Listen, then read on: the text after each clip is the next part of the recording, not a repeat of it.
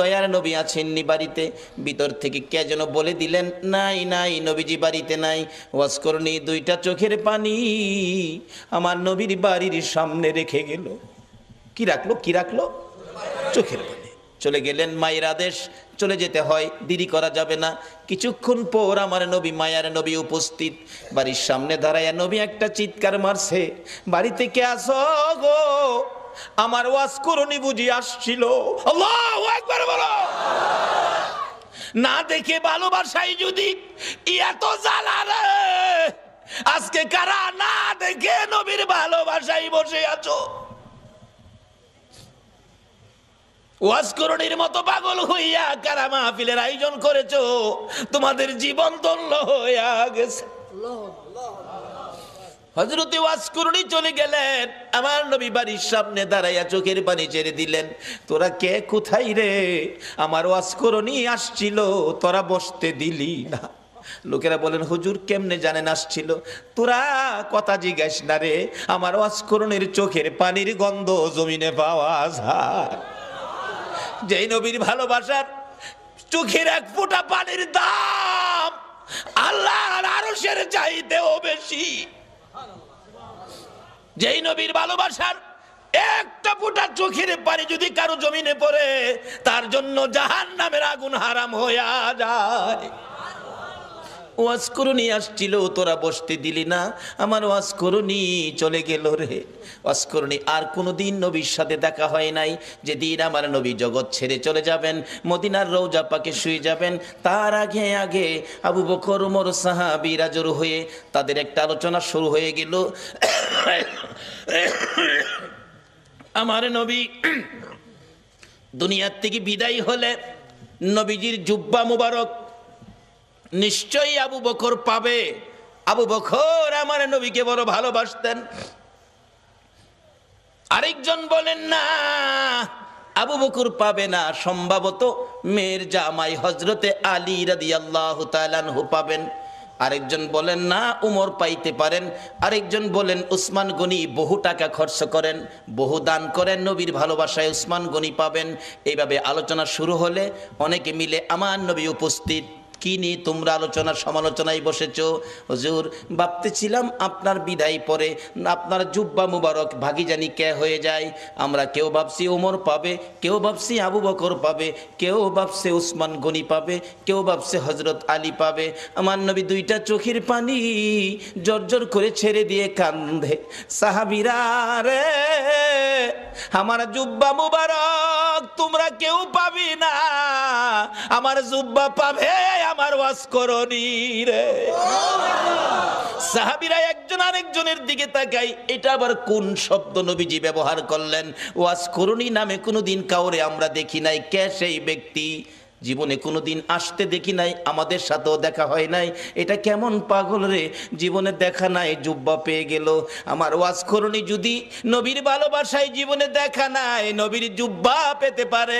আমার মন বলে আজকে যারা মিলাদুন নবীর আয়োজন করে এই নবীর ভালোবাসায় বসে আছো গো, আপনাদের সঙ্গে আমার নবীর স্বপ্নের দিদার হইয়া যাবে। আল্লাহ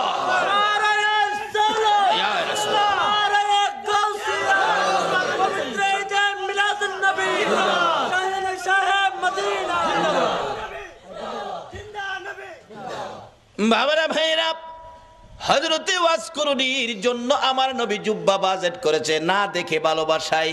আমরাও তো না দেখে ভালোবাসায় বসে আছি। আজকে কি আমাদের নবী আমাদের জন্য একটা বাজেট কি নবী দিতে পারে না? নবী যে বাজেট করতে পারে এই বিশ্বাস কি আপনাদের আছে? এটা কি মানেন? তাহলে আসেন, অনেক সময় আবার অন্যজনে প্রশ্ন করে বসবে এটার প্রমাণ কি নবী যে বাজেট দিতে পারে। বাস্তবে আসেন, একটা মদিনার ঘটনা। মদিনায় একটা নবীর আশিক ছিল। নবীর আশিকটা নবীজির রওজা পাকের পাশে পইরা থাকে, খায় না। মানুষে কয় তুই খাইতি না, মইরা যাবি তো। কয় খাইতাম না। কেন খাইতি না? যে নবীর বাড়িতে আইছি, নবী যদি খাওয়ায় তাইলে আমি খাবো, না হয় মইরা যাবো, খাইতাম না। রোজার পাশে বইটা রয়েছে। নবীজি স্বপ্ন যুগে একদিন বললেন, এই পাগল, তুই যে পাগলামি করতেছস, আমি খাওয়াইলে খাইবি, এখন কি আমার চুলায় কি রান্না হয়? পাগল কয় রান্না টান্না বুঝি না, আপনি খাওয়াইবেন খামু, না খাওয়াইলে মরে যাবো। কি করব? নবীজি একদিন স্বপ্ন যুগে এসে 2টা রুটি, নবী পাক স্বপ্নে 2টা রুটি দিয়ে গেলেন। আচ্ছা বলুন, নবীজির স্বপ্ন কি স্বপ্ন না বাস্তব? বিশ্বাস করেন? তাইলে আপনি ইমানদার। যেই নবীর ওই রকম এক একজন ইমানদারের জন্য 10টা পৃথিবীর সমান একটা জান্নাতের বাজেট। নবীজির স্বপ্ন কি স্বপ্ন না বাস্তব? যদি কেউ নবীজিকে স্বপ্নে দেখেন, কোনো সন্দেহ নাই সরাসরি নবীকে দেখছেন, কারণ নবীর সুরত ইবলিশ ধরার ক্ষমতা নাই। 2টা রুটি নবী দিলেন। অনেক সময় স্বপ্নে আমরাও তো কিছু পাই, কিছু খাই, এরকম হয় না? হয় না? এক বেচারা স্বপ্নে দেখে চিকন চাইলের পোলাও, দেশি চাউল, দেশি মুরগির রান দেওয়ার আগে হাই খাইতাছে, স্বপ্নে খুব খাইতাছে। এবার যে মুরগির রানের তে গুস্ত ছুড়াই তো টান দিছে না, হাত গিয়া বাড়ি অলনি না হ লাগছে। বাড়ি অলনি তো চিল্লানি মারছে, আমারে মাইরা লাইছে রে, মাইরা লাইছে। চিল্লানিতে কিন্তু হ্যার ঘুম ভাঙছে।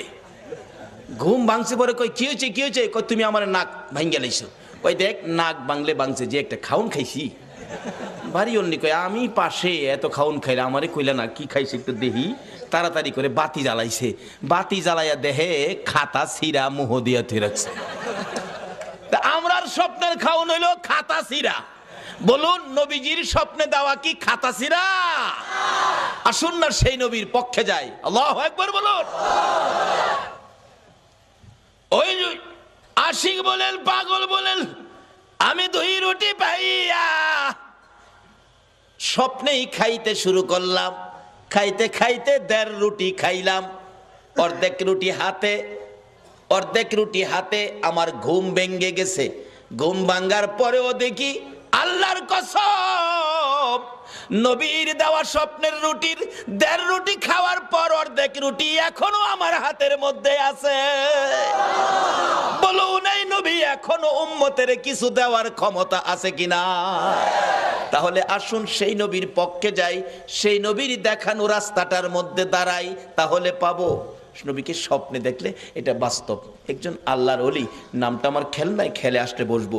উনি স্বপ্নে দেখে নবীজির সামনে বসা, নবীজি এভাবে দাড়ি মোবারকে খাওয়াইতেছেন। এমন সময় একখান দাড়ি মোবারক ভাঙ্গা জমিনে পড়ে গেছে। ওই আল্লাহর ওলি কই হাই হাই, নবীজির দাড়ি মোবারক জমিনে। তাড়াতাড়ি করে হাতে ধরে মুঠ করে মুঠের মধ্যে নিয়ে আসছেন। ওনার ঘুম ভেঙে গেছে। দেখি ঘুম ভাঙার পরও হাতের মুঠ বন্ধ। মুঠ খুলে দেখে নবীজির দাড়ি মোবারক। ছিল স্বপ্ন, এখন বাস্তব। হাই হাই, নবীজির দাড়ি মোবারক কই রাখবো, কোথায় রাখবো? জায়গা ভালো জায়গা কই আছে? এখন না পায়া মাথার টুপির মধ্যে দিয়া সিলাই করে মাথায় রাখে। ওই আল্লাহর ওলি বলেন নবীজির দাড়ি মোবারক আমার মাথায় থাকার কারণে দিনের বেলা রৌদ্রের মধ্যে রাস্তায় বাহির হলে মেঘের টুকরা এসে আমার মাথার উপর ছায়া দিত। আজকে সে নবীর পক্ষে যতদিন মুসলমান না যাবে ততদিন পর্যন্ত বিপদ থেকে বাঁচতে পারবে না। বিপদ থেকে বাঁচার একটাই পথ, সেই পথটা হলো নবী মুহাম্মদুর রাসূলুল্লাহর পথ।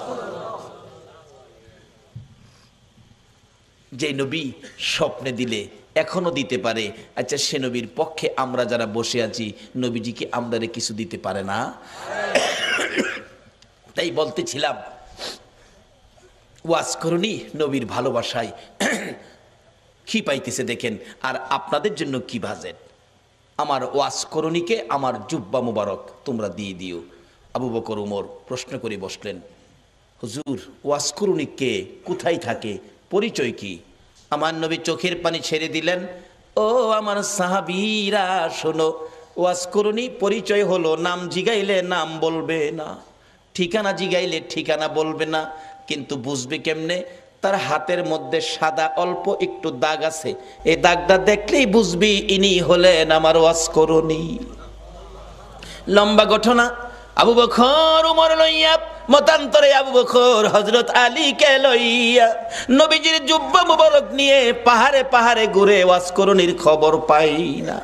বাবারা ভাইয়েরা, ও বাবারা ভাইয়েরা, আসুন না নবীর আশেক কিভাবে পরিচয় পাওয়া যায়। যাইতে যাইতে কোথাও পাই না, রাখালেরা রে ওয়াজ করুনি নামে কোনো পাগল তোমরা দেখছো নি?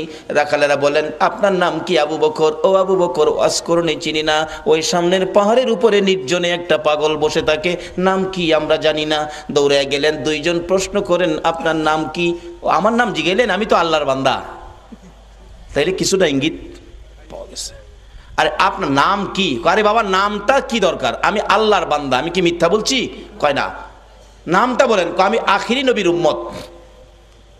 এমনি ওমর থাপা দিয়ে ডাইনে হাতে ধরছে।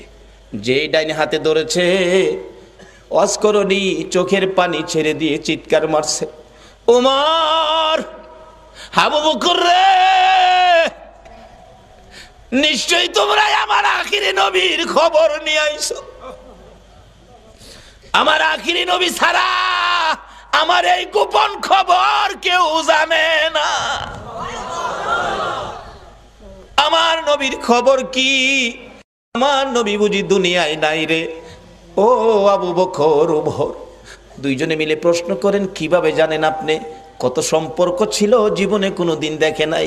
কারা গো এই নবীর মিলাদুন নবীর আয়োজন করেছো, নবীর ভালোবাসার রশি মদিনার সাথে লাগাইছো, নিশ্চয়ই তোমাদের সাথে একদিন আমার নবীর স্বপ্নের দিদার হয়ে যাবে। আবু বকর ওমর ডাকে, ও ওয়াজ করুনি? নাই রে, আমার নবী দুনিয়ায় নাই। এই জুব্বা মোবারক তোমার জন্য বাজেট করেছে। ওয়াজ করুনি বলেন, আমার জন্য জুব্বা নিয়ে আসছো, এই জুব্বা আমি কেমনে রাখবো রে? আমার নবী নাই, আমি নবীর উম্মতের জন্য কি করব? আবু বকর ওমর প্রশ্ন করেন, আমরা আপনাকে কোনোদিন দেখি নাই, এত বড় বাজেট, এত বড় সম্পর্ক কিভাবে করলেন? আবু বকর ওমর দুইজনে প্রশ্ন করলে হযরতে ওয়াজ করুনি ডাকে, আপনারা কি নবীকে ভালোবাসেন? হ। আপনারা ভালোবাসার কি প্রমাণ আছে আমারে দেখান তো। কথা কয় না, কি প্রমাণ আছে? নবীজির উহুদের জমিনে দুইটা দান দান মোবারক ভেঙেছে, আপনারা কি জানেন? হ জানি। দেখি আপনারা হা করেন। হা করলে, ও আবু বকর ওমর রে, নবীর দান দান নাই, তোমাদের মুখে দান দেখা যায় রে। কেমন ভালোবাসো? আমি ওয়াজ করুনির মুখের দিকে তাকাইয়া দেখো, আমার মুখে একটা দাঁতও নাই। যেদিন শুনেছি আমার নবীর মুখে দাঁত ভেঙেছে দুইটা, আমি পাহাড়ে বসে পাথর দিয়ে ভাঙলাম দুইটা। উপরের দাঁত ভেঙ্গে ভাবলাম উপরের দাঁত না নিচের দাঁত, নিচের থেকে ভাঙলাম দুইটা। এই দুইটা না হইয়া যদি ডান দিকের হয়, ডান দিক থেকে ভাঙলাম দুইটা। ডান দিকের উপরে না হইয়া যদি বাম দিকের দুইটা হয়, বাম দিকের ভাঙলাম দুইটা। এইভাবে আমি ওয়াজ করুনি নবীর ভালোবাসায় ভাঙতে ভাঙতে 32টা দাঁত ভাঙলাম রে, নবীর ভালোবাসায় সবগুলো শেষ করে দিলাম। এবার আবু বকর ওমর বলেন, ও ওয়াজ করুনি বুঝেছি, তোমার ভালোবাসায় নবী খুশি হইয়া তোমাকে জুব্বা মুবারক বাজেট দিয়েছে। ওয়াজ করুনি জীবনে কোনোদিন আমার নবীর দেখা পায় না। এত দূর থেকে যদি ভালোবাসাই নবী পাকের জুব্বা মুবারক পাইতে পারে, আমরা বাংলার জমিন থেকে সত্যিকার অর্থে নবীর ভালোবাসা দিলে আমরা কি নবীর দিদার পাইতে পারি না? বাবারা, কোন নবী? যেই নবীর কথা মানার জন্য আমার আল্লাহ বলেছে কবরে যাওয়ার আগে মুসলমান হও। মুসলমান কিভাবে হবেন, কোন কায়দায় কোন আদর্শে মুসলমান হবেন? আল্লাহ বলেছে তোমরা আমার নবীর কথা মানো। কোন নবী? যেই নবী সকল সৃষ্টির জন্য রহমত। এখন এই নবীর কথা আপনারা মানা দরকার আছে কিনা? তাহলে কবরে গিয়া পাইবেন খাউন, আর যদি না মানেন কবরে গিয়া পাইবেন আগুন। কিভাবে আগুন, কিভাবে খাউন? আসুন আমি অল্প সময়ের মধ্যে এটা শেষ করতেছি, আপনাদের কষ্ট হইতাছে না তো? খাউন আর আগুন। নবীর কথা মানলে খাউন, না মানলে আগুন। মানলে আবু বকর, না মানলে আবু জাহেল। মানলে জান্নাতি, না মানলে দুজুকি। সহজ ওয়াজ। নবীর কথা মানবেন। আল্লাহ বলছে, আল্লাহর কথা রাইখা নবীর কথা মানতে রাজি আছেন? তো নবীজি একটা চিঠি নবীর পক্ষ থেকে আসছে আমাদের কাছে। নবীর একটা চিঠি আপনাদের সামনে দিলাম। প্রথম চিঠিটা হলো কাফা বিল মাউতি ওয়াইজান। রাসূল বলছে একটা ওয়াজ যথেষ্ট, তুমি তোমার মৃত্যুর কথাটা স্মরণ করো। আচ্ছা, আমরা যে মরতে হবে এই কথাটা কি রাইট? আল্লাহ তো বলছে, নবীও বলতেছে। আচ্ছা, মরার পরে যে কবরে যাবেন, কবরের জন্য কি কোনো রোজগার করছেন? বাড়ি গাড়ি কত কিছু করলেন, এগুলি যে রোজগার করে বাড়ি টাড়ি করলেন, কবরে যে যাবেন, কবর রোজগার কি লইছেন? বাবারে যত সয় সম্পদ আছে, ময়রা দেখেন না, ময়রা দেখেন, যত সয় সম্পদ আছে আপনার মৃত্যুর পরে আপনার ছেলে মেয়েরা বাট করে নিয়ে যাবে, আপনারে একটা টাকাও দিবে না। ময়রা দেখেন না, এও তো কথা যে ময়রা আবার সাম কেমনে, এও তো কতই। আসুন তাহলে একটা বাস্তবতায় যাই। এক বেচারা ময়রা দেখছেন, এক বেচারা শুনছে কবরে গেলে আযাব হইব। হ্যাঁ কই একদিন ময়রা দেহি কবর গিয়া, জীবিত বেড়া কবর গেছে, নিজেই কবর কুইরা রাত্রে কবরের উপরে দিয়ে ছানি দিয়া ভিতরে বই রইছে, কি আযাব হয় দেখতো। ওয়ারেন্টের আসামি ধরতে পুলিশ যাইতেছিল, দারগা সাহেব যাইতেছে, দুই পুলিশ লইয়া এই যে রাস্তার কিনারে ফাও গেছে গা এই হের কবরের ভিতরে গেছে, পরে এমনি আনজাদা ধরছে। পুলিশ ডাকতেছে, স্যার স্যার বিপদ দি, কি হয়েছে? টর্চ লাইট লই আইন। টর্চ দেহে বাঙ্গা কবরও ফাও গেছে, দেহে ভিতরে এক বেড়া বসা, হেরে মাথার চুলো ধরে টেইনটা শেষরায় তুলছে। কিরে কি? স্যার কবর বলে আযাব হইব, মৌলবীরা কয়, এলেগে কবর বসলাম, দেখলাম কি আযাব হয়। কই আযাব নাই তো, খালি পুলিশে ভাড়া মারে।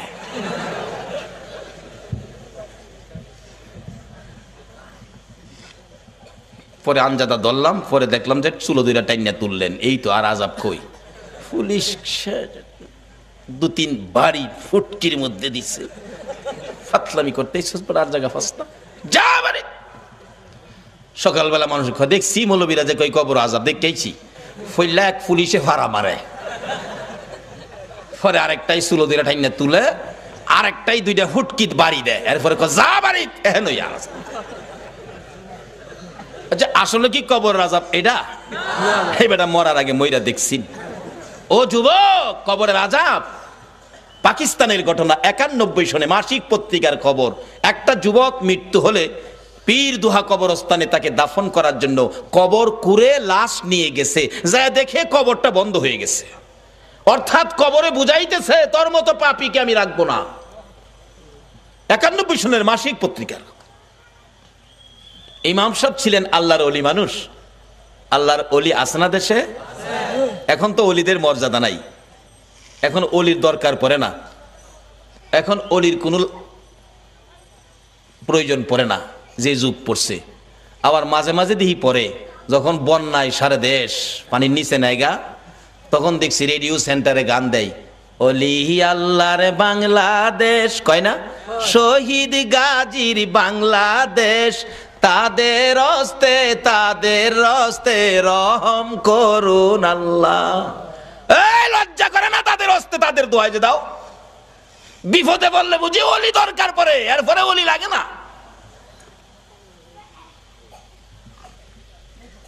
মুসলমানদের তিনটা শক্তি, একটা হলো তাওহীদ, আর একটা হলো রিসালাত, আর একটা হলো বেলায়াত। বেলায়েতের শক্তির হাতগুলি কত পাওয়ার, এই হাতগুলি কেন বন্ধ করা হলো? এই জন্যই বাংলার মুসলমান বিপদে পড়ল। তার আগে নবীর চিঠি হাতে নেন, নবীর চিঠি, আর দুনিয়া ও মাজরাতুল আখিরা। বাবারে যুবক, দুনিয়ায় বন্ধুর চিঠি পাইলে 3 বার করে পড়ো বন্ধুর চিঠি। বান্ধবীর চিঠি পাইলে দরজা বন্ধ করে পড়ো ওই নবীর চিঠি পড়ো, যেই নবী 63 বছর জিন্দেগি উম্মতি উম্মতি বলে কাঁদছে, এখনো সোনার মদিনায় শুইয়া শুইয়া আমার নবী 24 ঘন্টা উম্মতি উম্মতি বলে কান্দে। বলুন এই নবীর পক্ষে থাকা আমাদের দরকার আছে কিনা? বাবারা ভাইয়েরা, এই নবীর চিঠির মর্যাদা যদি দিতে পারেন ভাগ্য ভালো হয়ে যাবে। চিঠির মর্যাদা দিয়েছেন উমরের জীবনী খুলুন, হযরত ওমর। নবীর চিঠি নয়, নবীর আদুরের নাতি ইমাম হুসাইন রাদিয়াল্লাহু তাআলা আনহুর চিঠির মর্যাদা দিয়ে উমরের জীবন তো ধন্য হয়ে গেল। হুসাইনের চিঠির মর্যাদা দিয়ে যদি উমরের জীবন ধন্য হয়, নবীর চিঠির মর্যাদা দিলে বলুন আমাদের জীবন ধন্য হবে কিনা? ওমর নবীর চিঠি নয়, আদরের নাতি হুসাইনের চিঠির মর্যাদা কিভাবে দিয়েছেন। হুসাইন, ওমর যখন মদিনার রাষ্ট্রপতি, হুসাইন এবং ওমরের ছেলে আব্দুল্লাহ দুইজন খেলাধুলা করতে যাইয়া এক পর্যায়ে হুসাইন বলে ফেললেন ওমরের ছেলেরে, গোলামের বাচ্চা গোলাম। আব্দুল্লাহ কয়, হুসাইন আমারে গোলামের বাচ্চা গোলাম কইছেন? হ্যাঁ, বুঝছেন আমার বাবা রাষ্ট্রপতি, বাগেরে থাপ্পড় দেয়, চিনেন না আমার বাবারে। বাড়িতে গিয়ে কয়, আব্বা ওমর কি? হুসাইন আমারে কয়, আমি বলে গোলামের বাচ্চা গোলাম, আপনি বলে বড় গোলাম, আমি বলে বাচ্চা গোলাম। ওমর হাসে, কয় আব্বা আপনি হাসেন, বিচারটা করতে হবে। ওমর ডাকে, ও ও আব্দুল্লাহ, যার বিরুদ্ধে বিচার দিয়েছ তার বিচার করার ক্ষমতা আমার নাই। রে আব্দুল্লাহ, যেই নবী সেজদায় গেলে হুসাইন নবীর ঘাড় মুবারকে বসে থাকে, হুসাইন গার মুবারকে বসে থাকলে আমার নবী নামাজের তাসবিহ 5 বার 7 বার 9 বার 11 বার হুসাইন নামে না। নবী চাইলেন নামাইতে, কেন? আল্লাহ নি প্রশ্ন করে বসে, বন্ধু গো, নামাজের সেজদায় গিয়ে নাতি কাঁধে লইয়া পড়ে আছো, নাতি পাইয়া কি আমি আল্লাহর কথা ভুলে গেছো? চাইছিলেন গাড় থেকে নামাবেন, এমনি সময় আমার আল্লাহ বলেন, জিবরাইল রে, আমার বন্ধুর কানে খবর দে, হুসাইন আমার বন্ধুর ঘাড়ে বসা আছে, আমি আল্লাহর কাছে বড় ভালো লাগে, যতক্ষণ পর্যন্ত হুসাইন ইচ্ছা করে না নামবে রে, ততক্ষণ পর্যন্ত যেন আমার বন্ধু সেজদায় পড়ে থাকে। এই হুসাইনের বিচার করার ক্ষমতা আমি উমরের নাই। না বাবা, বিচার করতে হবে, যাও, জুমার দিন বিচার হবে মসজিদে নববীতে। ওমর রাষ্ট্রপতি মিম্বরে উঠে ঘোষণা দিলেন, হুসাইন আছেন? হ্যাঁ। আমার ছেলেরে গোলামের বাচ্চা গোলাম কইছেন? হ্যাঁ কইছি। তা আমি তো রাষ্ট্রপতি, আমি তো কোনো গোলাম না, আমারও গোলাম কইলেন, ছেলেরে বাচ্চা গোলাম কইলেন, কই গোলামি করলাম? ও ইমাম হুসাইন আঙ্গুল ইশারা করে বলে, ওমর আমার সামনে বড় কথা কইেন না, আপনি কি আমার নানার গোলামি করেন নাই?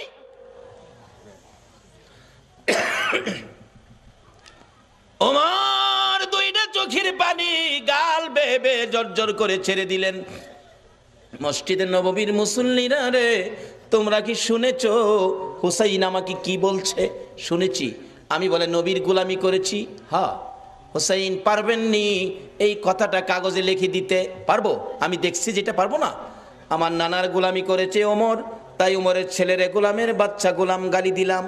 ওমর এই চিঠিখানি হাতে লইয়া ডাকে, মসজিদের নববীর মুসল্লিরা রে, আমি নবীর গোলামি করেছি, প্রমাণ দিয়েছে ইমাম হুসাইন, আমি ওমর আর কোথাও কোনো ভয় করি না। ওমর বলেন, হুসাইন বলেছে আমি নবীর গোলামি করেছি আর আমি ভয় পাই না, নবীর গোলাম হইয়া কবরে যাব। ও মুসল্লিরা, আমি ওমর যদি মৃত্যুবরণ করি, হুসাইনের চিঠির মর্যাদা দিলেন ওমর, আমি ওমর যদি মৃত্যুবরণ করি, আমার কাফনের ভিতরে ঢুকাইবার আগে হুসাইনের লেখা চিঠি রে, নবীর গোলামি করেছি, আমার হাতের মধ্যে দিয়ে, আমার হাতটা কাফনের মধ্যে দিয়ে দিও।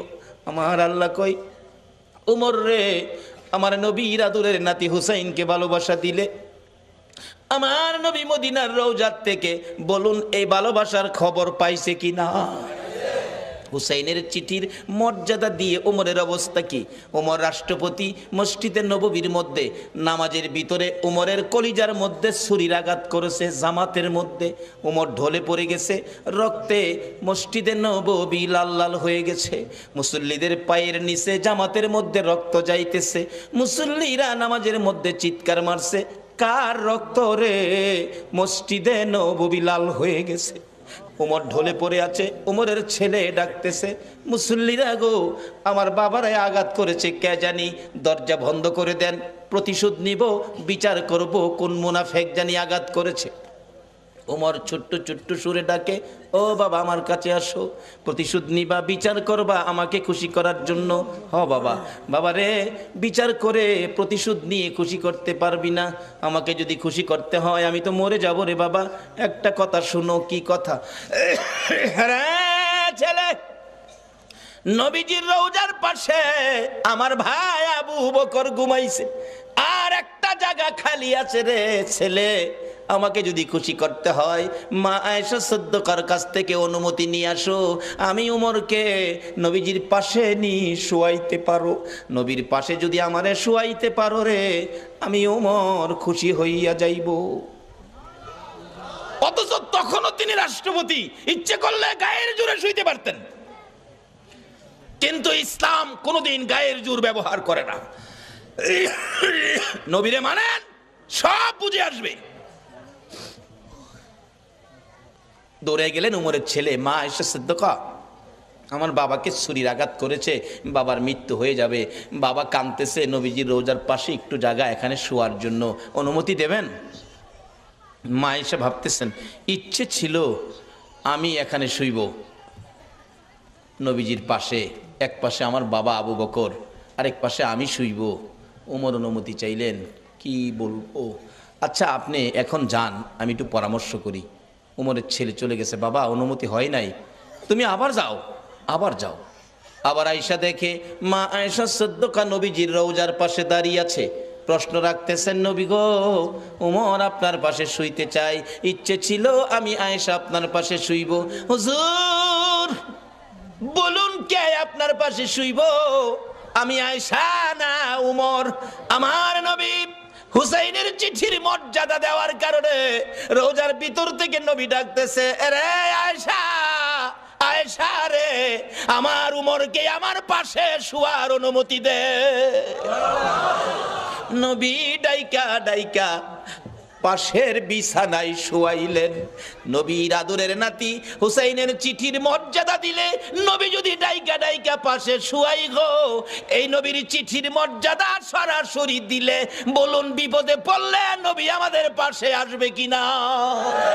বাবারা ভাইয়েরা, মরতে হবে, মরার আগে আসুন রাস্তাটা ক্লিয়ার করি, নবীর চিঠির মর্যাদা দেই। নবী বলেছে কাফা বিল মাউতি ওয়াইজান, একটা চিঠি হলো একটা ওয়াজ যথেষ্ট, মৃত্যুর কথা স্মরণ। আরেকটা চিঠি হলো আদ-দুনিয়া ও মাজরাতুল আখিরা, এই জগৎ থেকে আখিরাতের বাজার আমাদের করতে হবে, কিন্তু দুনিয়ার বাজার করলাম, আখিরাতের বাজার নাই। মরে দেখেন আপনার কিছুই দুনিয়ার সঙ্গী নাই।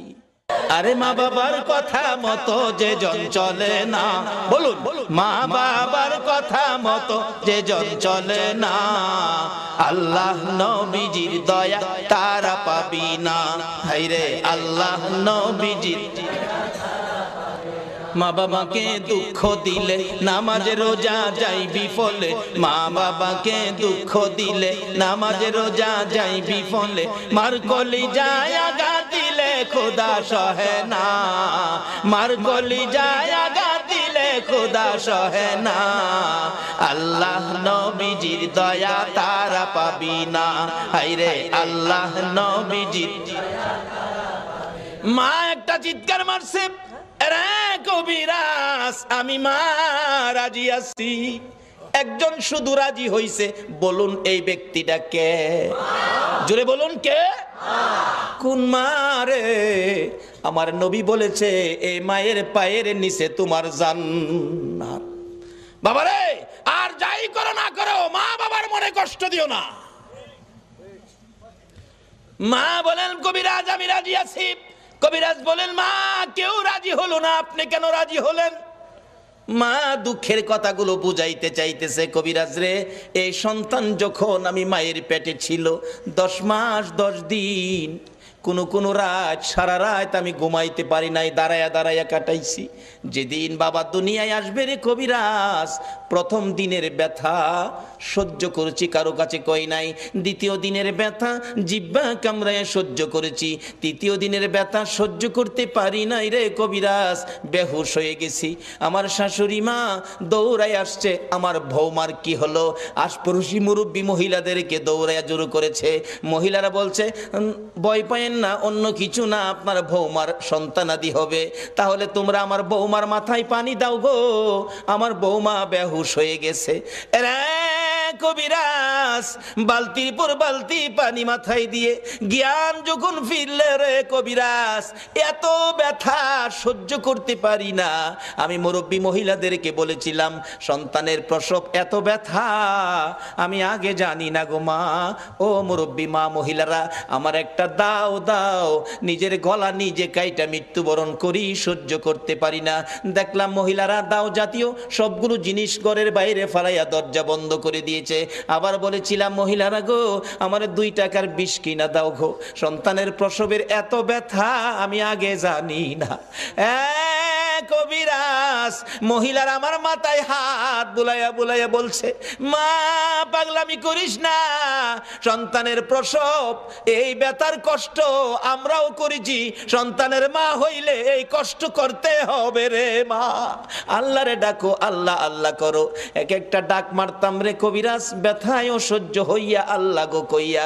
এই ডাকগুলি যখন শুনে আমার আল্লাহ আরশে বসে বাজেট দিয়ে দিলেন, ফেরেশতারা রে, যেই মা প্রসব ব্যথার যন্ত্রণায় আমারে আল্লাহ গো কইয়া ডাক মারে রে, এক একটা ডাকের বিনিময় এক একটা কবুল হজের নেকি আমি আল্লাহ দান করে দিলাম। মার কষ্টের বিনিময় আমার আল্লাহ দেয়, আমরা সন্তানেরা দেই না। বাবারে, ভালোবাসতে পারেন নবীকে, মসজিদ বানাইতে পারেন, মাদ্রাসা বানাইতে পারেন, নামাজ পড়তে পারেন, রোজা করতে পারেন, হজ করতে পারেন, যাকাত দিতে পারেন, মুফতি মুহাদ্দিস মুফাসসির হইতে পারেন, মক্কা মদিনার ইমাম সাহেব যদি হয়ে যাও, এই মা বাবারে যদি কষ্ট দাও গো, আমার নবীর সুপারিশ নসিব হবে না। নবীর ভালোবাসার সাথে এই সম্পদগুলো পরিষ্কার রাখুন, মা বাবার সাথে সম্পর্ক ভালো রাখুন। আসলে মা আপন, নবীজি বলে গেছে, মার পায়ের নিচে জান্নাত, যার পায়ের নিচে জান্নাত এর চেয়ে দামি মানুষ পৃথিবীতে আর নাই। এই মার দাম নাই, এই মার ইজ্জত নাই, এই মার কদর নাই, এই মার সম্মান নাই। তাহলে রোজগার কি করেছেন? নবীর চিঠি বাড়িতে নেন। নবী বলেছে, আর দুনিয়া ও মাজরাতুল আখেরা, দুনিয়াটা আখেরাতের বাজার। বাবারে, কবর সামনে, কার জানি কবে ডাক আসে। একটা কবরে রোজগার করে যাবেন, কবর গেলে পাইবেন খাউন, আর একটা কবরে যাবেন পাইবেন আগুন। 2টা পক্ষ, আগুনের পক্ষ আর খাউনের পক্ষ। এটাই হবে আমার শেষ কথা। আগুনের পক্ষ, একজন নবীজির সাহাবীর জীবনী, বদর প্রান্তরের উপর দিয়ে যাচ্ছিল, দেখে একটা বিশাল ব্যক্তি, সারা শরীরে আগুন দাউ দাউ করে জ্বলতেছে, হাতের মধ্যে আগুনের বেরি, গলার মধ্যে আগুনের জিঞ্জিল, পায়ের মধ্যে আগুনের জিঞ্জিল, 2 জনে ধরে রাখছে, আগুনের লাঠি দিয়া মারতেছে বদর প্রান্তরে। ওই লোকটাকে দেখে ডাকতেছে, ভাই আমার 1 গ্লাস পানি দাও, আগুনে পুড়ে আমার সব ছাই ছাই হয়ে গেছে। ওই 2 জন লোক বলতেছে, চলে যাও, পানি দিও না।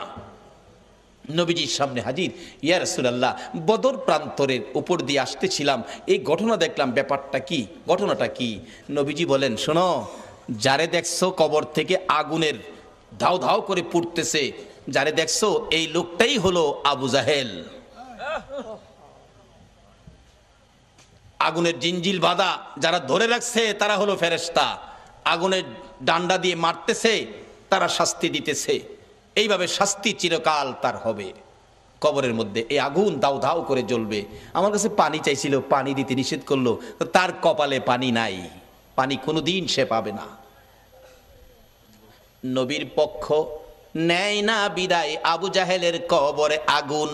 আর আপনারা যারা নবীর পক্ষ নিলেন, নবীর পক্ষে কবর গেলে কি এটাই হবে শেষ কথা? আমার নবীর একজন আদুরের ভালোবাসার সাহাবী ছিলেন, মদিনার ঘটনা। যেই সাহাবীটার নাম কিতাবে আসছে আসওয়াদ, আরবি হলো আসওয়াদ, বাংলা হলো কালো, কালামিয়া। নবীজি একদিন ডাকে, আসওয়াদ বিয়ে করছো? জি না হুজুর। বিয়ে করবি? হুজুর বিয়ে করুম, যে আমি তো কালো, কেউ পছন্দ করে না। নবী বলেন, আমি তোমার বিয়ের ব্যবস্থা করব। আচ্ছা, নবীর পক্ষে গেলে বলুন, নবী বিয়ের ব্যবস্থা করবে না? আমি ব্যবস্থা করব। হুজুর আপনি করবেন? আচ্ছা ঠিক আছে। নবীজি একটা চিঠি লিখছে, আসওয়াদ এই নাও, এই চিঠিটা মদিনার বড় বাড়িটা আছে না, বড় বাড়ির মালিকের হাতে দিও। বড় বাড়ির মালিক যায় দেখে বাড়ির সামনে বসা, আসসালামু আলাইকুম চাচা। ওয়ালাইকুম সালাম ভাতিজা।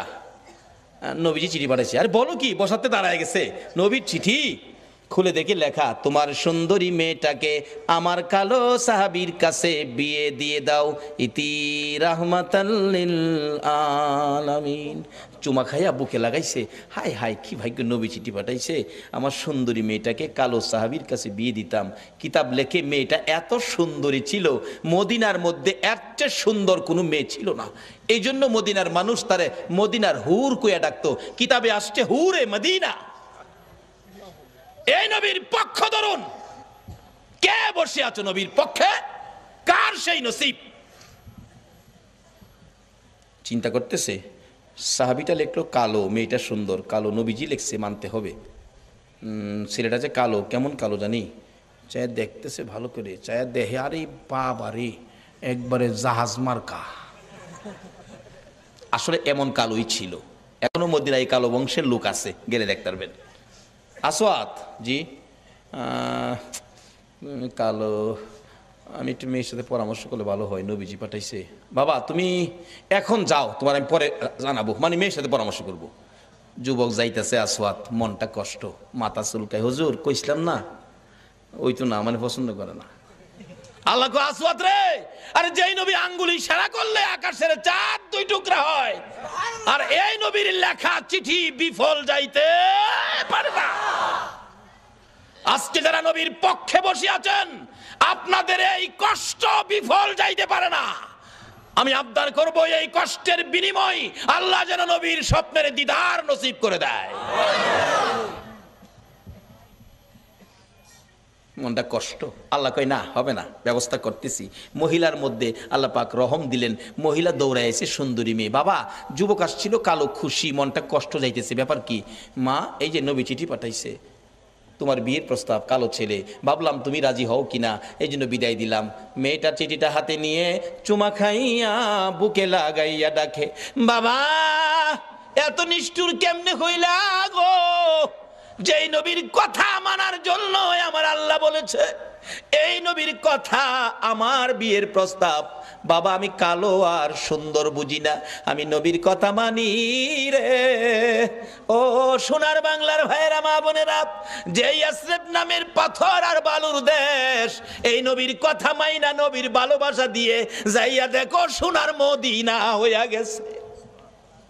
আজকে সোনার বাংলা নাম দিয়ে নবীর ভালোবাসা দিতে পারলাম না, বিদায় সোনার মানুষ হইতে পারলাম না। মদিনার মহিলারা পর্যন্ত আমার নবীরে কত ভালোবাসে। নবী জীবনী, নবী যুদ্ধে রওনা হলেন, একজন মহিলা 6 মাসের একটা বাচ্চা ছেলে কোলে লইয়া রাস্তায় দাঁড়াইয়া দাঁড়াইয়া কান্দে।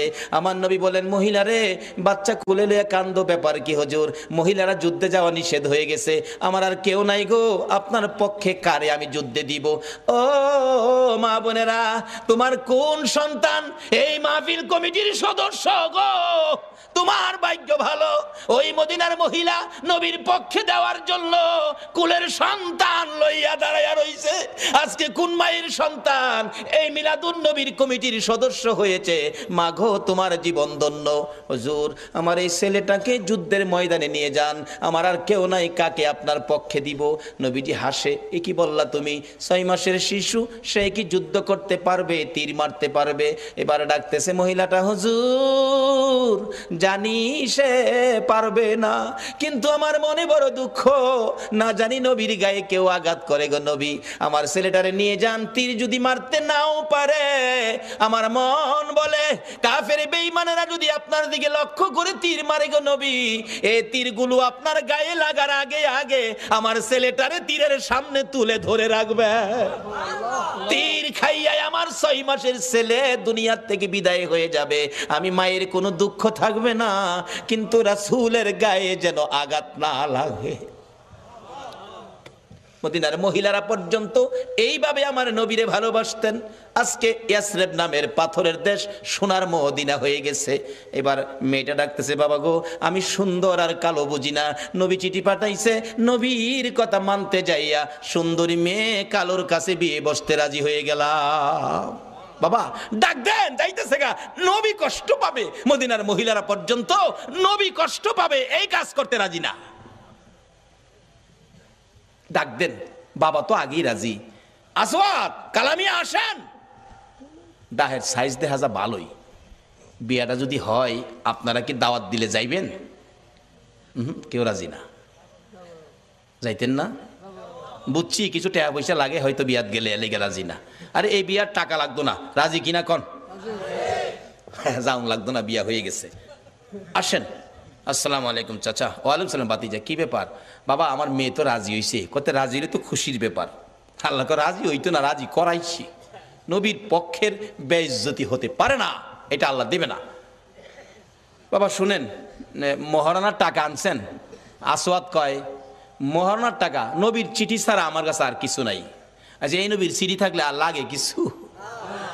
নবীর চিঠি কিছু নাই। মেয়েটা কয় আব্বা আপনি না ধনী মানুষ, নবী যখন পাঠাইছে মনে হয় গরিব লোক, মহারানার টাকা দেওয়ার জন্য আপনি তাকে কিছু সাহায্য দেন। কেমন মেয়ে, বাবারে পরামর্শ দেয়, নবী খুশি হইব কোন কাজে দেন, নবী খুশি হইব, আল্লাহ খুশি হইব, সাহায্য, যৌতুক না সাহায্য। মেয়ের পরামর্শ দিলেন, আসওয়াত নেন এটা মহারণা দিয়েন। আবার জিগাই, আসওয়াত আজকে বিয়ে হলে একটা নতুন কাপড় কিনতে পারবি, টাকা আছে? ওই এমটি পকেট, একবারে খালি, কিছু নাই। দিবেন কিনা কন? না দিলে জামুগা, অন সাহসে উঠছে। মেয়েটাকে বাবা এটা পাগল, যাইতে দিয়ে না, নবী কষ্ট পাইব। বাবা আপনি না ধনী মানুষ, কেমন মেয়ে ও বাবারে পরামর্শ দেয়, ধনী মানুষ না আপনি, দেন না বাবা। একটা কাপড়ের টাকা দিলেন, মহারানার টাকাও বাবা দিলেন। লইয়া আসওয়াত মদিনার মার্কেটে বিয়ের বাজার করবে। কাপড়ের দোকানে ঢুকলেন, দোকানদার কাপড় দে, সুন্দরী মেয়ে বিয়ে করব, দেখেন কোনটা নিবেন কোনটা না।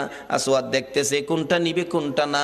এমন সময় শুনে রে রাস্তা দিয়ে কে যেন পাগলের মতো দৌড়ায়, এতিমের মতো কান্দে আর ডাকে, রে মদিনার দোকানদারেরা, ও মদিনার যুবকেরা, ও মদিনার সাহাবীরা, খবর পাইছো নি আল্লাহর বন্ধু যুদ্ধের ময়দানে রওনা হয়ে গেছে।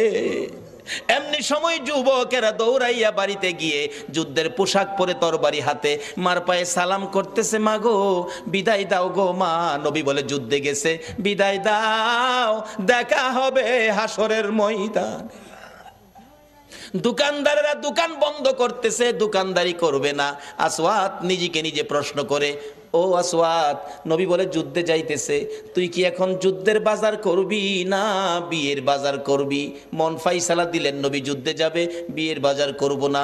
বিয়ের বাজারের সবগুলো টাকা লইয়া, নবীর ভালোবাসা কাকে কয়, একটা তরবারি বিয়ের বাজারের টাকা দিয়ে যুদ্ধের বাজার তরবারি কিনে নবীর পিছে পিছে দৌড়াইয়া যুদ্ধের ময়দানে যুদ্ধ করতে করতে হযরতে আসওয়াত শহীদ হয়ে গেছে।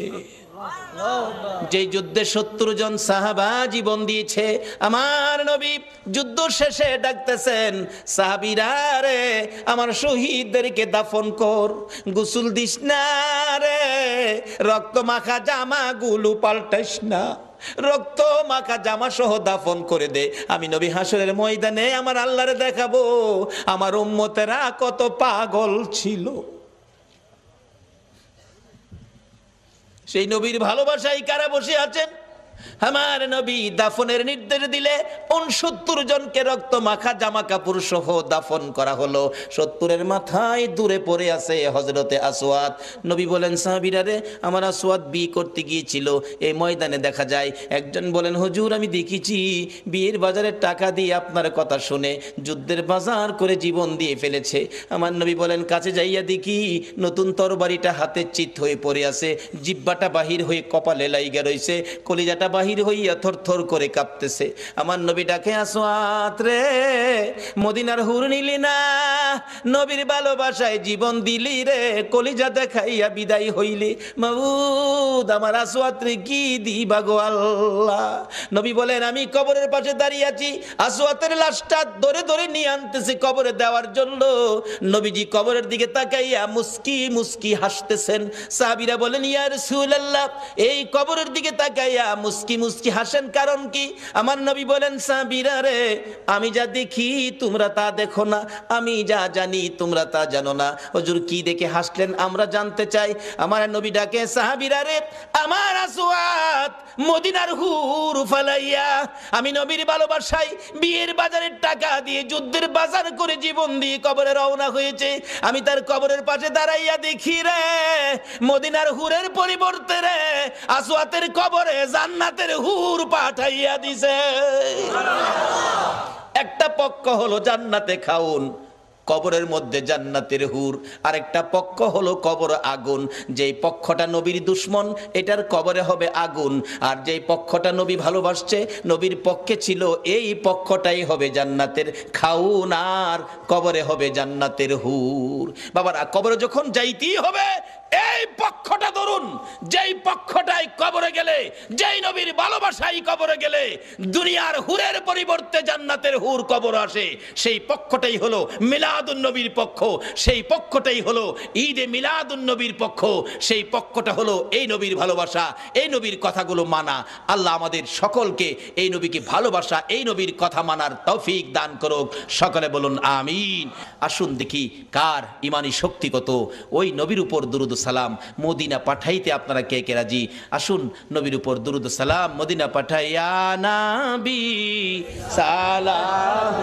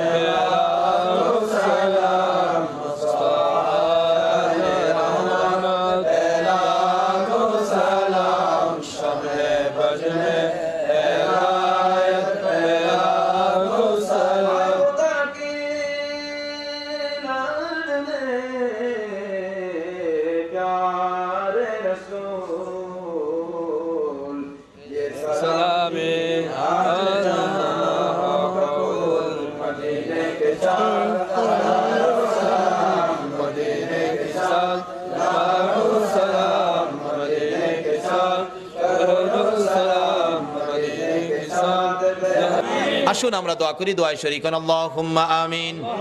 রব্বানা যালামনা আনফুসানা ওয়া ইল্লাম তাগফির লানা ওয়া তারহামনা লানাকুনান্না মিনাল খাসিরিন। রব্বিরহামহুমা কামা রব্বায়ানি সগীরা। রব্বুল আলামিন জান্নাতের বাগানে বসে জান্নাতি মেহমান লইয়া তুমি যার প্রেমে সব বানাইছো, ওই নবীর আশেক পাগল লইয়া বাংলার জমিন থেকে দুরুদ ও সালাম মদিনা পাঠাইছি গো আল্লাহ। আমাদের দুরুদ ও সালাম গুলো পাখির মতো উড়াইয়া উড়াইয়া দয়ার নবী মায়ার নবীর রওজা আতহারে পৌঁছাইয়া দাও আল্লাহ গো। মিলাদুন নবীর উসিলাই, আজকের মাহফিলের উসিলাই, দুরুদ ও সালামের উসিলাই আমরা যারা হাত বানাইছি আমাদের তামাম জিন্দিগির গুনাহগুলো ক্ষমা করে দাও। মাবুদ, জানি দুনিয়ায় থাকবো না, আমাদের আগে যারা আসছিল সবাই বিদায় হয়ে গেছে, কবে জানি আমরা বিদায় হয়ে যাই। জানি পৃথিবীতে থাকবো না, তারপরেও শয়তানের দোকাই পড়ে দুনিয়ার মায়ায় পড়ে যত গুনাহ করেছি সবগুলো গুনাহ এই মাহফিলের উসিলাই মাফ করে দাও আল্লাহ গো। মাফ যদি না করো, কবে জানি মৌতের চিঠি দিয়ে আজরাইল পাঠাইয়া দাও, কবে জানি কার বিছানা খালি হইয়া যায়, কবে জানি বড় বাড়ি বড় ঘর সুন্দর বিছানার থেকে চারজনে দৌড়ে দৌড়ে টাইনা টাইনা বাহির করবে। উঠানের কিনারে পর্দা টানাইয়া উত্তর দিকে মাথা দিয়ে শোয়াইয়া নাকে কানে তুলা লাগাইয়া রে বড়ি পাতার গরম পানির জীবনের শেষ গোসল করাবে। আদুরের সন্তানেরা বারিন্দায় দাঁড়ায়া দাঁড়ায়া ডাকবে, বাবা গো পর্দার ভিতরে কিসের গোসল করো গো বাবা। মা টাইনা টাইনা সন্তানের বুকে জড়াবে, আয় এতিম, এতিম রে আয় আমার বুকে আয়, তোর বাবা যেই গোসল করে রে আজ থেকে তোমরা এতিম হইয়া গেছো। মউত কত এতিম দেখি রাস্তায় রাস্তায় দাঁড়ায়া কান্দে। একটা এতিম ছেলে ঈদের দিন পুরান জামা কাপড় লাগাইয়া কান্দে। জিজ্ঞেস করি, বাবা কেন কান্দো? হুজুর সবাই নতুন জামা পরলো, আমার নতুন জামা নাই। কেন নতুন জামা নাই? বাবাকে বলো নতুন জামা দিবে। ছেলেটা কান্দে, হুজুর আমার বাবা নাই, আমি এতিম গো এতিম, একটা জামা কিনার মতোই আমার কেউ নাই গো। ও এতিম রে এতিম। কবে জানি কার সন্তানেরা এতিম হয়ে যায়, কবে জানি কার জীবনের শেষ গোসল, কবে জানি কার জীবনের শেষ পোশাক সাদা কাপড় লাইগা যায়। ওই দিন আসার আগে এ মাহফিলের উসিলায় আমাদের সবাইকে তুমি মাফ করে দাও। আমাদের মধ্যে যারা বিপদে আছে বিপদ থেকে উদ্ধার করে দাও, যারা ঋণগ্রস্ত আছে ঋণ থেকে মুক্ত করে দাও আল্লাহ গো। ও আমার আল্লাহ, যাদের ছেলে নাই ছেলে দাও, যাদের মেয়ে নাই মেয়ে দাও, যাদের ছেলেও নাই মেয়েও নাই ছেলে মেয়ে দিয়ে তাদের কলিজা ঠান্ডা করে দাও গো আল্লাহ। মাবুদ, আমাদের মধ্যে যারা নামাজি নামাজ কবুল করে নাও, যারা নামাজ পড়ে না নামাজের বুঝ দান করে দাও, যারা ব্যবসা করে ব্যবসায় বরকত দাও, যারা চাকরি করে পদোন্নতি দান করে দাও, যারা গৃহস্থী করে জমির ফসলে বরকত দাও আল্লাহ গো। যারা মক্কা মদিনা যাওয়ার পাগল পাখির মতো উড়াইয়া মক্কা আর মদিনা লইয়া যাও গো আল্লাহ। মাবুদ, যারা বিদেশ থাকে সকল বিদেশি ভাইদেরকে হেফাজতে রাখো গো আল্লাহ। যারা বিদেশ যাবে তাদের মনের আশা পুরা করে দাও গো আল্লাহ। খাস করে আজকের মাহফিল কমিটি সোনার ছেলেদেরকে তোমার নবীর পক্ষে কবুল করো গো আল্লাহ। সভাপতি সাহেব, সুযোগ্য চেয়ারম্যান সাহেব, এত রাত পর্যন্ত মাহফিলের পক্ষে কষ্ট করেছে। আল্লাহ ওনাকে নেক হায়াত বাড়াইয়া দাও। এই পর্যন্ত যারা মাহফিলে মিলাদুন নবীর পক্ষে কষ্ট করে বসে আছে গো, সবাইকে তোমার নবীর স্বপ্নের দিদার দেখাইয়া দিও গো আল্লাহ। তোমার নবীর স্বপ্নে না দেখাইয়া কারু গায়ে সাদা কাফন লাগাইও না গো আল্লাহ। আল্লাহ মিলাদুন নবীর পক্ষে যারা বসা সকলকে তুমি আফত বিপদ আযাব গজব অ্যাক্সিডেন্ট বা মুসিবত শয়তানের শয়তানি দুশ্মনের দুশ্মনী হইতে বাঁচাইয়া রহমত বরকত শান্তি দ্বারা ভরপুর করে দাও গো আল্লাহ। আল্লাহ খাস করে দোয়ার দরখাস্ত করেছেন, এই মাহফিলে সাহায্য করেছেন প্রবাসী ভাইয়েরা, আল্লাহ যাদের সহযোগিতায় এই মাহফিল কায়েম হয়েছে, আল্লাহ তাদেরকে নেক হায়াত বাড়াইয়া দাও। এই সংগঠনের সদস্য ভাইরা বড় কষ্ট করে নবীর বাগান সাজিয়েছে, আল্লাহ গো এই সদস্য ভাইদেরকে তুমি নেক হায়াত বাড়াইয়া নবীজির প্রেমের মালা গলায় পরাইয়া দাও। আল্লাহ যাদের পিতামাতা কবরে মাফ করে দাও। আল্লাহ যারা পরীক্ষার্থী পরীক্ষা দিতেছে, মা বাবার মনে বড় আশা রে ছেলে মেয়ে ফাঁস করে বাড়িতে আসবে, আল্লাহ মা বাবার কলিজা ঠান্ডা করে দিও। সকল পরীক্ষার্থী ভাই বোনদেরকে তুমি কামিয়াবি দান করে দিও গো আল্লাহ। ইয়া আল্লাহ খাস করে মাহফিলে যারা স্বেচ্ছাসেবক পরিশ্রম করেছে কষ্ট করেছে, আল্লাহ তাদেরকে নেক হায়াত দাও, নবীর গোলাম হিসাবে কবুল করে নাও গো আল্লাহ। যাদের সহযোগিতা করেছে এই মাহফিলের জন্য, আল্লাহ এই গ্রামবাসী সকলে মিলে তাদের মিলেমিশে থাকার তৌফিক দাও। যারা মাহফিলে কষ্ট করেছে সাহায্য সহযোগিতা করেছে, তাদেরকে তুমি আল্লাহ সব জায়গায় সাহায্য করে দিও গো আল্লাহ। ইয়া আল্লাহ খাস করে যারা এই প্রতি বছর মাহফিলের পক্ষে থাকে, আল্লাহ মাহফিলে থাকে থাকবে আসছে আসবে সাহায্য সহযোগিতা করেছে করবে, সকলকে তুমি কাল কিয়ামতে নবীর গুদারায় উঠাইয়া ফুলসিরাতের ফুল পার করে দিও গো আল্লাহ। এই সংগঠনের সদস্য যারা বিদেশ থাকে সবাইকে তোমার দুরুদ সালাম, আল্লাহ গো তোমার নবীর দুরুদ সালামের প্যাকেট করে তোমার কুদরতি হাতে দিলাম।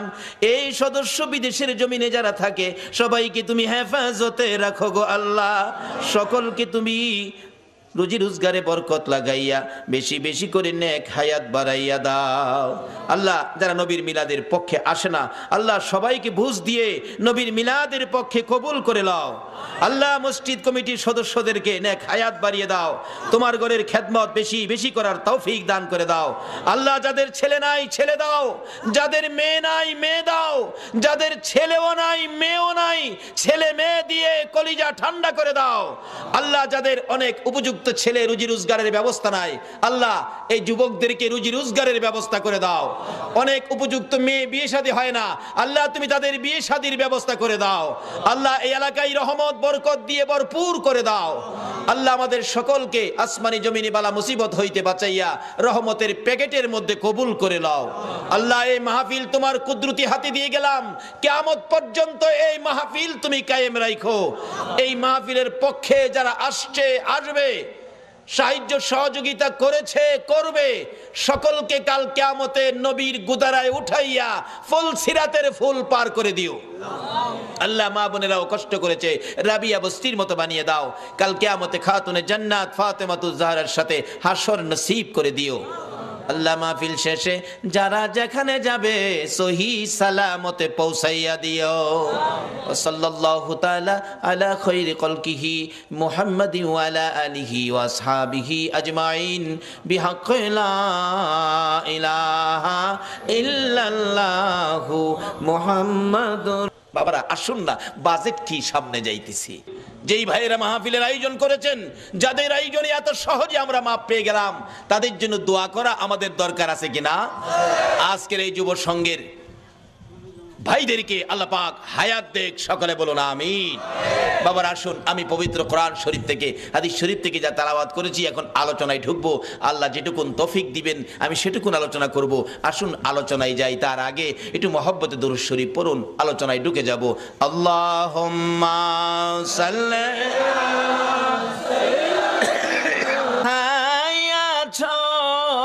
বুঝিনা তোমার মায়ায় কান্দে নবী, তোমার মায়ায় কান্দে নবী, শুয়ে সোনার মদিনা আল্লাহুম্মা সাল্লি সাইয়্যিদিনা মাওলানা মুহাম্মদ ওয়া আলা আলি সাইয়্যিদিনা بلغ العلا بكماله كشف الدجى بجماله حسنت جميع خصاله صلوا على বাবারা ভাইয়েরা আসুন, আমি আলোচনায় ঢুকলাম। পবিত্র কোরআন শরীফ থেকে আমার সর্বপ্রথম তালাওয়াত ছিল কুল্লু নাফসিন যায়িকাতুল মাউত। আপনারা কি আল্লাহর কোরআন শরীফ মানেন? সবাই মানেন তো? আল্লাহ আপনাদের উদ্দেশ্যে ঘোষণা দিলেন, সকল প্রাণীর উদ্দেশ্যে কুল্লু নাফসিন যায়িকাতুল মাউত, সকল প্রাণী একদিন মৃত্যুর কোলে ঢলে পড়বে। আচ্ছা, আমরা সকলের একদিন মরতে হবে, এই কথাটা কি রাইট? এই ঘোষণাটা কে দিলেন? কোন আল্লাহ? যার জমিনে থাকি। এটা আসলে উনিই দিতে পারেন, যিনি জমিনের মালিক। যেমন বাস্তব আসেন, আপনার 3টা বাড়ি আছে চট্টগ্রাম শহরে, ভাড়া দিয়ে রাখছেন। আপনার ইচ্ছে হয়েছে ভাড়াটিয়া বাহির করে দিবেন। এই মাসের প্রথমে বলে দিলেন, এই ভাড়াটিয়ার ভাইয়েরা, আগামী মাসে কিন্তু আমার বাড়ি আপনাদের ছেড়ে দিতে হবে। আচ্ছা, আপনি বাড়িওয়ালা ভাড়াটিয়াকে নির্দেশ দিলেন বাড়ি ছেড়ে দিতে হবে, এই ভাড়াটিয়া কি আগামী মাসের পর আর থাকতে পারবে? আপনি বাড়ির মালিক, আপনি নির্দেশ দিয়েছেন 1 মাসের সময় দিলাম, আপনার 1 মাসের মধ্যে জায়গা জমিন দেখে, অন্য বাসা দেখে আগামী মাসে আমার বাসা ছেড়ে দিবেন। একটা সাধারণ মালিক যদি নির্দেশ দেয় বাড়ি বাসা ছেড়ে দিতে হয়, যিনি সমস্ত পৃথিবীর মালিক, সে আল্লাহ আমাদের উদ্দেশ্যে ঘোষণা দিয়েছেন, ওয়ারেন্ট পাঠিয়েছেন, তোমরা আমার জমিন ছেড়ে দিতে হবে। ঘোষণাটা কি? কুল্লু নাফসিন যায়িকাতুল মাউত। এই ঘোষণায় আগে যারা আসছিল তারা চলে গেছে, আমরা যারা আছি আমরাও যাইতে হবে। যাইতে যে হবে, আমি আপনাদের কাছে একটা প্রশ্ন রাখি, আপনারা মৃত্যু হয়ে গেলে কোন দেশে যাবেন?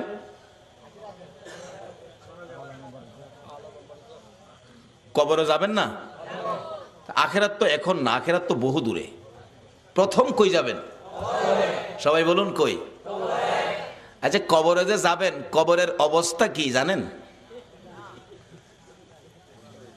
আমি যে বললাম 2টা লাইন আছে, একটা লাইনে যদি কবরে যাইতে পারেন তাইলে কবরে পাবেন খাউন। খাউন কোরআন শরীফে বলছে আল্লাহ, বাল আহইয়াউন ইনদা রাব্বিহিম ইরযাকুন। আল্লাহু আকবার বলুন। একটা লাইনে কবরে গেলে পাইবেন খাউন, আর একটা লাইনে কবরে গেলে পাবেন আগুন। আপনারা কি আগুনের লাইনে যাবেন না খাউনের লাইনে যাবেন? সবাই কি খাউনের পক্ষে? তাইলে মৌলবীরা দোষ দিয়েন না, খালি মৌলবীরা খায়। আপনারা সবাই কিন্তু খাউনের পক্ষে, কি ঠিক নেই? আমরা এমন একটা লাইন ধরবো যে লাইনটাই কবরে গেলে খাউন, আর যে লাইনটাই কবরে গেলে আগুন, এটার থেকে আমরা আল্লাহর কাছে পানা চাবো। রাজি আছেন তো? তা আসুন, এই কবরে যখন যাইতেই হবে, লাইন 2টা রাখলাম, আসবে পরে কোন লাইনে আগুন, কোন লাইনে খাউন। অবশ্য কবরে কিন্তু যাইতেই হবে। কি? যেই কোর্ট থেকে ওয়ারেন্ট, এই কোর্টের রায় অমান্য করার ক্ষমতা পৃথিবীর কারো? আমাদের তত্ত্বাবধায়ক সরকার পারবে অমান্য করতে? জাতিসংঘের মহাসচিব পারবে? বুশে পারবে? এর বাফে পারবো? এর বাফে পারে নাই, গেছে গা। এমন এক কোর্টের রায়, কুল্লু নাফসিন যায়িকাতুল মাউত, সকল প্রাণী মৃত্যুর কোলে ঢলে পড়বে। তাইলে আসুন আমরা এ রায় মাইনা নেই, না মানলেও থাকার সুযোগ। তাহলে মৃত্যুর পরে আমাদেরকে কবর নামের কারাগারে পাঠাবে, কবর নামের কারাগারে পাঠাবে। আসুন, এই কবরে যাওয়ার আগে রাস্তা 2টা, একটা কবরে আগুন, একটা কবরে খাউন। আসুন, সামনে আসতেছে। তাইলে আমরা যখন মৃত্যু হবেই, কিভাবে মরলে ভালো হয়, কোন রাস্তায় কি করতে হবে, একটু পরামর্শ আল্লাহরে জিজ্ঞাসা। আল্লাহ, আমরা এখন কি করতে পারি বলেন? আল্লাহ আপনাদেরকে ভালো পরামর্শ দিতেছে। কোরআন শরীফ, ইয়া আইয়ুহাল্লাযীনা আমানু দুখুলু ফিস সিলমি কাফা। ও বিশ্বাসীরা, ইমানদাররা, তোমরা পুরাপুরিভাবে ইসলামের মধ্যে ঢুকে যাও। বলুন কিসে ঢুকতে বলছে? তা আমরা তো ইসলামে আছি, আবার কেন ঘোষণা দিল? তাহলে বোঝা গেল আমরা পুরাপুরিভাবে ইসলামে ঢুকি নাই, কিছু বেজাল আমাদের মধ্যে আছে। এই বেজাল যে আছে এটা বুঝবেন কেমনে যে কোন জিনিসটা বেজাল কোনটা সঠিক? আল্লাহ তাও কোরআন শরীফে ফাইসালা দিছে। তোমরা সঠিকটা বুঝতে গেলে তোমরা একটা কাজ করো, সেটা কি? অমাইয়ুতির রাসূলা ফাকাদ আতাল্লাহ। তোমরা আমার রাসূলের কথাগুলি শোনো। কার কথা বলুন? এই রাসূলের কথা চন্দ্রের শুনে, শোনেনি? সূর্যের শুনে, আল্লাহু আকবার বলো। কুল কায়নাত শুনে, আল্লাহর আরশ কুরসি লৌহ কলম শুনে, এমন কোন মাখলুকাত নাই যিনি আমার নবীর কথা শুনে না। কেন? এই নবীর কথা শোনার জন্য বলেছে আমার আল্লাহ। আল্লাহ বলেছে তোমরা আমার এই রাসূলের কথাগুলি শুনো, মানো, কারণ এই নবীর কথা মানলেই হবে আমি আল্লাহর কথা মানা। কোন নবী? তাও আল্লাহ ঘোষণা দিয়েছে কোন নবী? ওমা আরসালনাকা ইল্লা রাহমাতাল লিল আলামিন। যে নবী সকল সৃষ্টির জন্য করুণা, সকল সৃষ্টির জন্য যিনি রহমত। বাবারা ভাইয়েরা, এই নবীর কথা যদি মানতে পারেন, এই নবীর পক্ষে যদি আসতে পারেন, তাহলে আমার আল্লাহ আপনাকে কি দিবে? মা বাবারা ভাইয়েরা, মক্কার ঘটনা বাস্তব ঘটনা। এই নবীর পক্ষে সর্বপ্রথম যিনি জীবন দিয়েছিলেন ইনি একজন মহিলা, ইনি হলেন হযরতে সুমাইয়া। সুমাইয়ার জীবনী নবীজির পক্ষে থাকবে, নবীজিকে ভালোবাসবে, নবীজির কথা মানবে, নবীর আদর্শ ধরবে, নবীর পক্ষে থাকবে, ইসলাম বুঝবে, ইসলাম শান্তি, ইসলামের পক্ষে থাকবে। এই অবস্থা দেখে নিষ্ঠুর পাষাণ আবু জাহেল সুমাইয়াকে প্রশ্ন করে বসলেন, সুমাইয়া রে, বাতিজার পক্ষে থাকবি, আমার পক্ষে থাকবি না? আমি তো মক্কা নগরীর গর্জিয়াস নেতা। হ্যাঁ বলে, মক্কা নগরীর গর্জিয়াস নেতা। সুমাইয়া ডাকে, ও মা বোনেরা শোনো, তোমাদের মতো একটা মহিলা নবীর পক্ষ ধরে জীবনে কি রোজগার করেছে? রে আবু জাহেল, তোমার কথা মানার জন্য আমার আল্লাহ বলে নাই, কিন্তু তোমার বাতিজার কথা মানার জন্য আল্লাহ বলেছে। আপনারা কি আল্লাহর কথা মানতেন না? সুমাইয়া কয়, মুখে মুখে কথা বলে দিলাম আবু জাহেল, তোর কথা শুনবো না, আমি আমার নবীজির কথা শুনবো। আবু জাহেল বলেন, এত বড় দুঃসাহস কারো তো নাই এই মক্কা নগরীতে। আবু জাহেল নিষ্ঠুর পাষাণ এক পর্যায়ে রাগ হইয়া, সন্ত্রাসী আবু জাহেল সুমাইয়াকে শেষরাইয়া ঘর থেকে বাহির করে মরুভূমির খোলা জায়গায় দাঁড় করাইয়া টাইনা টাইনা পরনের সবগুলো কাপড় খুলে ফেলেছে। যে কাপড়টা খোলা যায় না টাইনা টাইনা ছিঁড়ে ফেলেছে। একবারে উলঙ্গ করে পাগলিনী আমার নবীর আদরের, আমার নবীর পাগলিনী সুমাইয়াকে উলঙ্গ করে দাঁড় করাইয়া ডাকতেছে, আবু জাহেল ও সুমাইয়া, বল এবার তোরে কে রক্ষা করবে? সুমাইয়া চোখ দুইটা বন্ধ করে হাতটা এইভাবে বুকের উপর রেখে চোখের পানিগুলো গাল বেয়ে বেয়ে জর্জর করে ছাড়তেছে। আবু জাহেল ডাকে, মক্কার লোকেরা রে, দেখা যা, আমার বাতিজার পক্ষের লোক সুমাইয়াকে উলঙ্গ করেছি। সুমাইয়া কান্দে, মাবুদ। আবু জাহেল মক্কার মানুষ ডাকে আমারে দেখার জন্য, তোমারে একবারও ডাক দেয় না। মাবুদ, আমি সুমাইয়া তোমারে ডাক দিলাম, তোমার বন্ধুর পাগলিনী সুমাইয়ারে দেখা যাও না। আমার আল্লাহ বলেন, সুমাইয়া রে, আমার বন্ধুর ভালোবাসায় বেইজ্জতি হইতেছস, আমি আল্লাহ তোর দাওয়াত কবুল করলাম, আমি তোরে দেখব। আবু জাহেল রাগ হয়ে গেছে, আল্লাহরে ডাকো দেখার জন্য, দাঁড়াও ভালো করে দেখাইতেছি। ঘরের ভিতরে যাইয়া বল্লম নিয়ে বেরিয়ে আসলেন আবু জাহেল। বল্লম নিয়ে এসে আমার নবীর পাগলিনী সুমাইয়া রে তল পেটের নিচে এত জোরে আঘাত করলো, সুমাইয়া চিত হয়ে জমিনে পড়ে গলাকাটা মুরগির মতো লাফায়, জিব্বাটা বাহির করে দিয়ে কান্দে, মাবুদ গো, তোমার বন্ধুর পাগলিনী সুমাইয়ার জীবন যায় গো, দাওয়াত দিলাম দেখা গেলা না। আমার আল্লাহ ডাকে, জিবরাইল রে, আমার বন্ধুর পাগলিনী সুমাইয়ার জীবন যায় কাঁদতেছে দেখার জন্য। আমি আল্লাহ কেমনে খালি হাতে দেখবো রে, আমার জান্নাতুল ফিরদাউসটা উঠাইয়া দে। বন্ধুর পাগলিনী সুমাইয়ারে আমার জান্নাতুল ফিরদাউস দান করে দিলাম। এই নবীর পক্ষ ধরে হযরতে সুমাইয়া মহিলা হইয়া কবরে যাওয়ার সময় জান্নাতুল ফেরদাউস হাতে লইয়া ওই কবরের মধ্যে ঢুকেছে। আপনারা কি জান্নাত নিবেন না জাহান্নাম নিবেন? জান্নাত নেওয়ার রাস্তাই হলো নবী মুহাম্মদুর রাসূলুল্লাহর রাস্তা। শুধু জান্নাত নয়, আজকে যারা নবীর ভালোবাসায় বসে আছেন, আপনারা কি কেউ নবীজিরে দেখছেন? কেউ দেখছেন না? এই নবীর ভালোবাসা দেখেন নাই, বাংলার জমিনে বসে আছেন। এইভাবে আপনাদের মতো ভালোবাসায় নবীরে দেখে নাই হযরতে ওয়াসকরণী। 7 বছর বয়স নবীরে ভালোবাসে। কয় বছর? কিন্তু ওয়াসকরণী পিতাহারা হয়ে গেলেন। মার গলায় ধরে কান্দে, মাগো বাবা নাই, সংসার কেমনে চলবে? মা বলেন, বাবা চিন্তা করো না, আল্লাহ চালাবে। ওয়াসকরণী সম্পূর্ণ সংসারের দায়িত্ব নিতে হলো। 7 বছর বেড়া বকরি দুম্বা লইয়া পাহাড়ে পাহাড়ে যায়। বেড়া বকরি দুম্বা ছেড়ে শুধু গুনগুন গুনগুন করে গান গায়। দয়ার নবী মায়ার নবী গো, আপনি আমার জীবনের জীবন। বলুন, দয়ার নবী মায়ার নবী গো, আপনি আমার।